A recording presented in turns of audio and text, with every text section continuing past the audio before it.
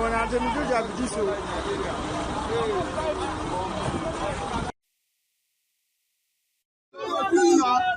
You leave road, nothing go do you. Oh go! Oh yeah, man, I'm going on.